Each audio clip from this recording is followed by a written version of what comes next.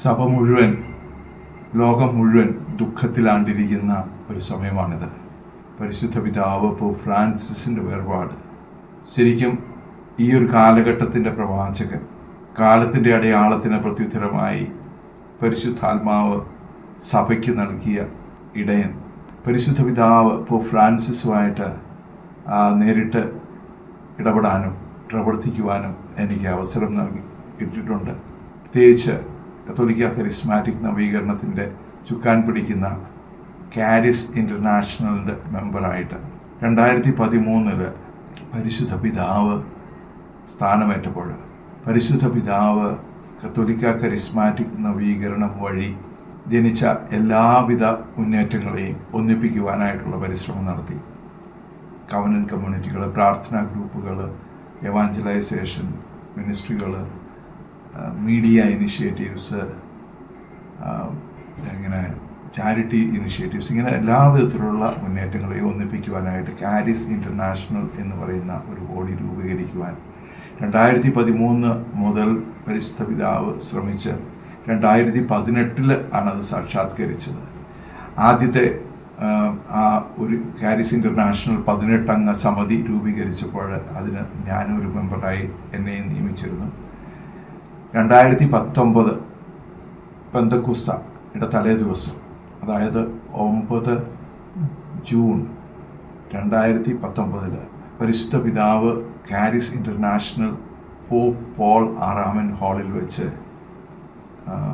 അതിനെ ഇനാഗുറേറ്റ് ചെയ്തു. അതിനുശേഷം പരിശുദ്ധ പിതാവിനെ നേരിട്ട് കാണുവാനായിട്ട് എനിക്ക് അവസരം ലഭിച്ചു. അവിടെ വെച്ച് പരിശുദ്ധ പിതാവിന് ഞാൻ എഴുതിയിരിക്കുന്ന പുസ്തകം ഏകദേശം 17 ഭാഷകളിൽ ട്രാൻസ്ലേറ്റ് ആയതാണ്. മധ്യസ്ഥ പ്രാർത്ഥനയെപ്പറ്റിയുള്ള ആ പുസ്തകം, അതിൻ്റെ സ്പാനിഷ് കോപ്പി കൊടുക്കാനായിട്ട് എനിക്ക് സാധിച്ചു, അവസരം ലഭിച്ചു. ആ സമയത്തൊക്കെ പരിശുദ്ധ പിതാവ് ഈ ചെയ്യുന്ന ഈ സഭ മുഴുവൻ മധ്യസ്ഥ പ്രാർത്ഥന പ്രചരിപ്പിക്കുവാനായിട്ടുള്ള ആ ഒരു സംരംഭത്തെ ഒത്തിരിയധികം പ്രോത്സാഹിപ്പിച്ചു. 2023 നവംബർ 4 എൻ്റെ ഭാര്യ എൽസമ്മയും ഞാനും ഒന്നിച്ച് പരിശുദ്ധ പിതാവിനെ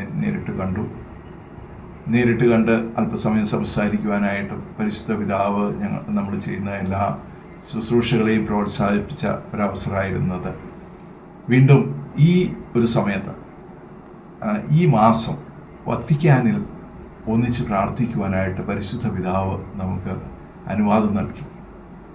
അതായത് ജൂബിലിയുടെ ഭാഗമായി കാരിസ് ഇൻ്റർനാഷണൽ എന്തെങ്കിലും പ്രോഗ്രാം ഓർഗനൈസ് ചെയ്യുന്ന പരിശുദ്ധ പിതാവ് ആഹ്വാനം ചെയ്തു.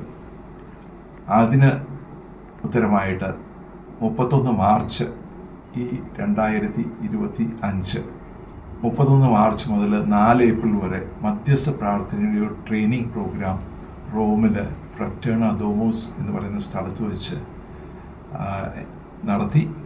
അപ്പോൾ അതിൽ 66 രാജ്യങ്ങളിൽ നിന്നും ഏകദേശം 700 പേര് പങ്കുചേർന്നു.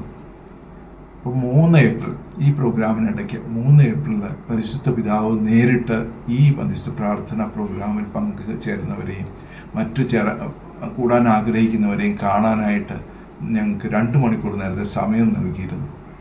അത് പോൾ 6th ഹാളിൽ വെച്ച് കാണാനായിട്ട്. പക്ഷേ പരിശുദ്ധ പിതാവിൻ്റെ ആരോഗ്യനില മോശമായതുകൊണ്ട് അത് സാധിച്ചില്ല. പക്ഷേ ഈ പരിശുദ്ധ പിതാവിനെ കണ്ടതിന് ശേഷം ഞങ്ങൾ നേരിട്ട് പരിശുദ്ധ പിതാവിനോട് അനുവാദം ചോദിച്ച ഒരു കാര്യമാണ്, അതായത് സഭയ്ക്ക് മുഴുവൻ വേണ്ടിയും ലോകത്തിന് വേണ്ടിയും വത്തിക്കാനിൽ വെച്ചൊന്ന് പ്രാർത്ഥിക്കണം. സാധാരണ നമ്മളതിന് ജെറിക്കോ പ്രാർത്ഥന എന്ന് പറയും. പക്ഷെ നമ്മൾ ഒരു പ്രെയർ പിൽഗ്രിമേജ് എന്ന് പേരിട്ടുകൊണ്ട് അന്ന് 1500 പേര് 66 രാജ്യങ്ങളിൽ നിന്ന് വന്ന വ്യക്തികൾ പരിശുദ്ധ പിതാവിൻ്റെ പാലസിൻ്റെ താഴെ ഒന്നിച്ചു കൂടി. അതായത് പരിശുദ്ധ പിതാവിൻ്റെ ഒഫീഷ്യൽ റെസിഡൻസ് മുകളിലാണ്, അതിൻ്റെ നേരെ താഴെയാണ് ഒന്നിച്ചു കൂടി അവിടെ വെച്ച് ഒന്നിച്ച് പ്രാർത്ഥിച്ച് ഈ രാജ്യങ്ങളുടെ ഒക്കെ ദേശീയ പതാകകളൊക്കെ ആയിട്ട് വത്തിക്കാൻ ഗാർഡനിലൂടെ ഏകദേശം 2 മണിക്കൂർ മിച്ചം ചുറ്റി നടന്ന് പ്രാർത്ഥിച്ചു. അതിനുശേഷം അവസാന ഘട്ടമായിട്ട് നമ്മൾ കാസ സാന്ത മാർത്ത പരിശുദ്ധ പിതാവ് താമസിക്കുന്ന ആ വസതിയുടെ മുമ്പിലൂടെ ആണ് നമ്മൾ ഈ 1500 പേര് നടന്ന് പ്രാർത്ഥിച്ചു പോകുന്നത്. അന്നേരം നമ്മൾ പരിശുദ്ധ പിതാവിന് വേണ്ടി പ്രാർത്ഥിക്കാൻ നമുക്ക് സാധിച്ചു. അവിടെ പരിശുദ്ധ പിതാവ് താമസിക്കുന്ന സ്ഥലത്ത് ഇന്ന് പ്രാർത്ഥിക്കാൻ സാധിച്ചു. ഞങ്ങൾ തീർച്ചയായിട്ടും ദൈവഹിതം നിറവേറുന്നതിന് വേണ്ടിയിട്ടാണ് പ്രാർത്ഥിച്ചത്.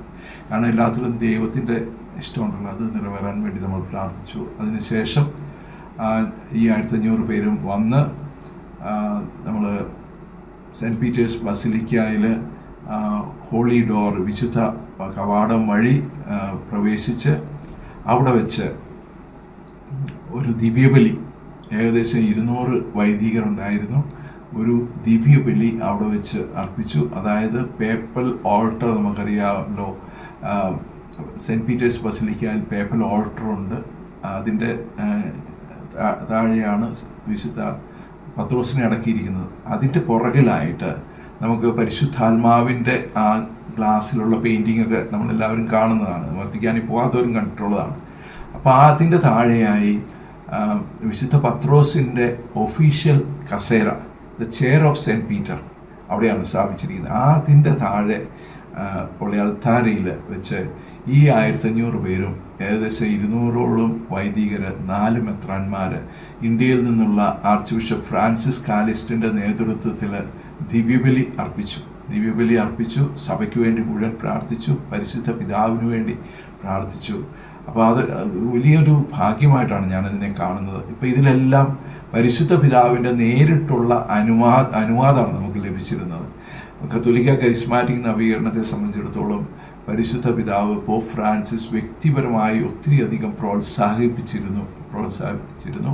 അൽമായ ശാക്തീകരണം, യുവജന ശാക്തീകരണം, സ്ത്രീ ശാക്തീകരണം, ഇതിനൊക്കെ വേണ്ടിയിട്ട് പരിശുദ്ധ പിതാവിൻ്റെ വലിയ നീക്കങ്ങളാണ് ഈ കാലഘട്ടത്തിലുണ്ടായിട്ടുള്ളത്.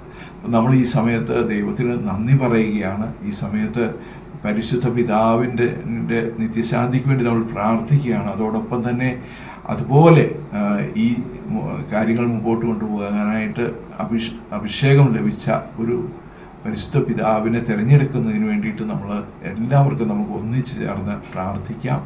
ഈ സമയത്ത് ഏറ്റവും കൂടുതൽ സഭയ്ക്ക് പ്രാർത്ഥന ആവശ്യമുള്ള ഒരു സമയമാണ്. Praise the Lord.